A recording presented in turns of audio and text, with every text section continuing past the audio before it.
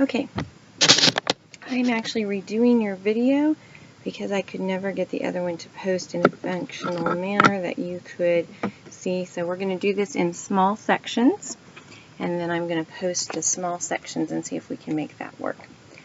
We are covering chapter 30 in your books, which begins on page 427. You can look at your pages as we go through this, and it'll be almost like we were in class together. This is covering adjectives and adverbs. So if we look at our circles, our 8 parts of speech circles,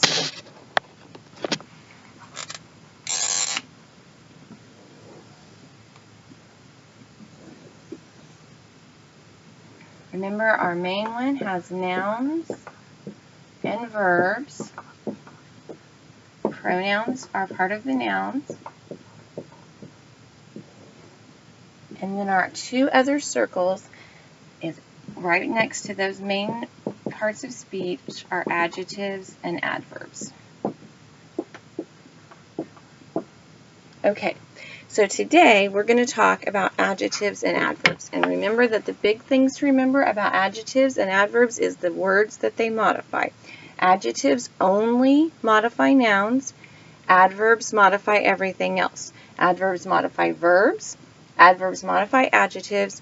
Adverbs modify adverbs. So what you have to do to determine if you have an adjective or an adverb is to determine if you have what word you're modifying. Now, there are a couple of other things that can help you determine if you have an adjective or an adverb. There are certain word endings that are typically adjective word endings or adverb word endings. So adjective word endings include A-L, F-U-L, and F-U-L and L-E-S-S. Okay, so if you have a word and it's ending in A-L, F-U-L, or L-E-S-S, you probably have an adjective. It's not 100% guarantee, but it's a really good shot at it. The book is going to point out during the lesson that F-U-L as a word ending, as a suffix, has only one L, and that is important to remember. And L-E-S-S has 2 S's, so you want to make sure that you remember how to spell both of those, okay? So if you have any of those word endings, you probably have an adjective. Our adverb word endings, the most common adverb word ending is ly. So if you see a word with ly, it is possible for it to be an adjective, but it is far more likely that it is an adverb. And so those word endings can also help you just when you're doing a really quick glance. Remember that word endings, suffixes, have meaning. You can actually look up AL in the dictionary and there will be a meaning associated with that. You'll look it up. It'll be hyphen AL or hyphen FUL or hyphen LESS hyphen LY. Each one of those has a word ending. And so, a word meaning, each one of those has a meaning, and you can actually find that in the dictionary. So it's important that you spell it correctly because it's just like misspelling any other word. Okay, so today we're going to talk about adjectives and adverbs. And this first section will be about adjectives, and then like I said, I'm going to have to stop it and you're going to have to load another one because it's the only way I think I can get these to upload that you can actually see them. Okay, so let's start with page 427.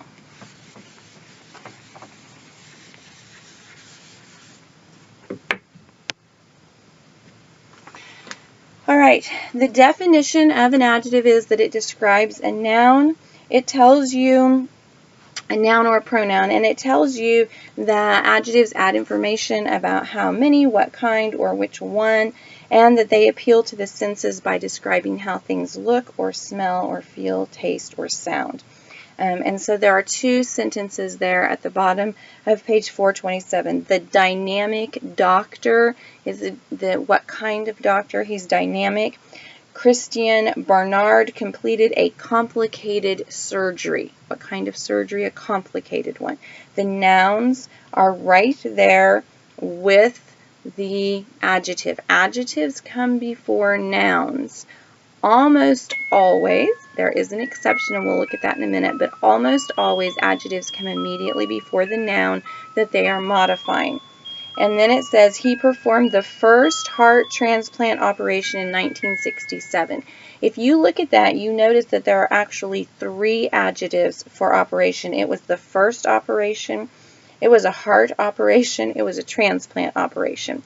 And so all 3 of those words actually are adjectives, and they're all modifying the same noun. It's just telling us what kind of operation we're talking about. Okay, and then the next thing we look at on page 428 is the placement of your adjectives, which is what I just talked to you about. It always goes before the noun unless you have a linking verb. And we've talked about this before. Linking verbs, remember, are the kind that make an equation out of a sentence. So if I say, the boy is courageous.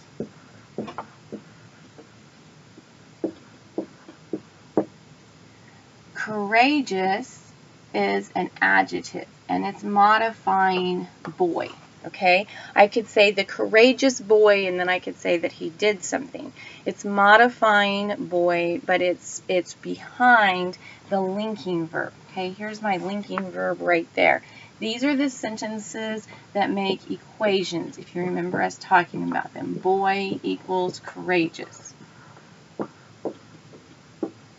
I could have, said the courageous person was a boy. It's going to be exactly the same person who's courageous, and I could have put courageous in front of a boy. In this particular case, when you have an adjective after a linking verb, you don't usually have any kind of helping verb. You don't have anything but the linking verb, okay? And so a test that you can do is to see if the word that's down here could come before that adjective, and you could create a new sentence if you said, the courageous boy did something different. So if you look at the sentence at the top of page 428 that says after the linking verb, it says he was shocked, but he was happy. Shocked is modifying he, happy is modifying he, and you have just a single linking verb. Now, if you don't remember those linking verbs, I've told you several times you have to memorize them. I think we've even quizzed on them, but here they are again. Is, are, am, was, were, and then the forms of be. Be, being, and been. Okay, those are your forms of the linking verb. If you don't know those, you must learn them. You should definitely know them by this point. Okay, practice 1 is an assigned practice. You're just underlying adjectives in the next sentence. Find your nouns and look for the words that are modifying them if you're having difficulty. Okay. Then it talks about, on page 429, some of the problems that we can have with adjectives, which is something that I just talked to you about. Just remember that FUL ends in 1 L, LESS, less ends in 2 S's. And then the next section talks about endings of adjectives that end in ED or ING. Those sometimes look like verbs because obviously the past tense and the participial form of verbs end in ED and ING. And so sometimes those look like verbs. In order to make sure that they're not verbs, all you have to do is find your noun and figure out what those words are doing. So in the example, you have the overworked and tired scientist.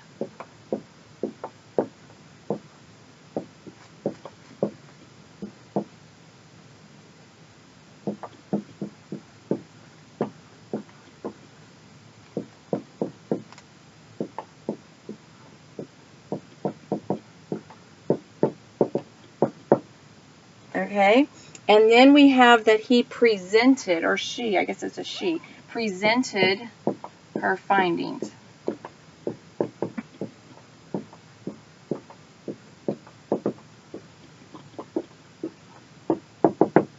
Okay, the overworked and tired scientist. Find your noun. Here's your noun. Find your subject. The overworked and tired scientist, that's who we're talking about. What did we say she did? She presented her findings. Okay, this presented is definitely a verb. These ED words come before the noun, and they're not saying that she's doing something, they're describing her.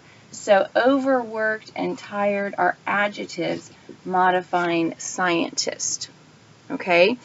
Find your subject, find your predicate, find your noun, find your verb, see what the other words are doing. We keep working on finding our subject, finding our predicate. Get to the very, very basic skeleton. Subject, predicate, noun, verb, and then finding adjectives and adverbs is not complicated. Okay, but you must do that in order to make it not complicated. Okay, and then the next thing on the hint says keep adjectives in their singular form. Adjectives do not ever become plural. The only words that may be made plural in the English language are nouns. No other part of speech may be made plural. Verbs have a form that has an S on it, but it is not a plural form. It is just the conjugation. That's all that is. It's just third person singular. When the noun is singular, the verb takes an S, okay? But it's not being made plural. That's just the conjugation. That's just the word, all right? The only words that can be made plural are nouns. So if you have Paul was a 9-year-old boy, this said Paul was a 9-years-old boy. No, Paul was 9 years old, but he was not a 9-year-old boy. The other thing about that right there, 9-year-old, do you notice that that's hyphenated? Hyphenated adjectives are something that we are still, to this moment, having difficulties with. I keep talking about this, and I keep correcting it in your work. So let's see if we can go over it one more time, okay? Hyphenated adjectives is when we have two or more words that are working together to form one single idea, one single modification, one single description of a noun.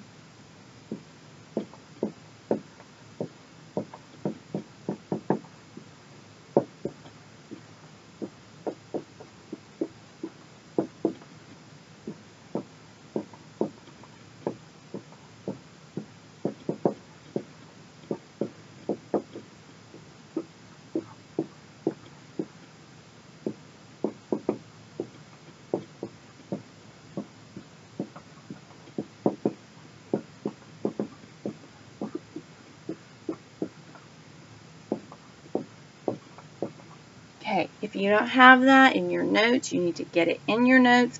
If you don't know that, you need to make a flashcard with it. You need to study it. You have to know what a hyphenated adjective is, and you have to know when to use them. I'm going to try to show you that one more time. That's not right here in this text, but it is going to be on the quiz, so you need to pay attention for a second. All right. As the example is in the book, a 9-year-old boy. A blue, this is the one I always use, this bottom one, a blue-eyed girl. Okay? Where you can see that. All right. I am not talking about a 9 boy. I'm not talking about a year boy. I'm not talking about an old boy. And unless I put these adjectives between those words, that is what that would be saying. Okay? You're talking about a single idea, a 9-year-old boy. A blue-eyed girl. You're not talking about a blue girl. You're not talking about an eyed girl. I hope that all the girls we know have eyes, okay? You're talking about a blue-eyed girl, a single idea. But without that adjective, that is not what you are saying. a hard-working person, you have to have an adjective, a hyphen between hard and working. Otherwise, you're saying a hard person and a working person. That's not what you're saying. You're saying a hard-working person. Okay, so you need to, in your own writing, go back, find your nouns, and look at what you've got and see if, in fact, you have the right idea. Are you modifying in the way you need to? Okay, practice 2, which is on page 429 and 430 is assigned, and it's finding 8 adjective errors. Please notice that you have to correct the errors. You can't just find them. You actually have to correct them.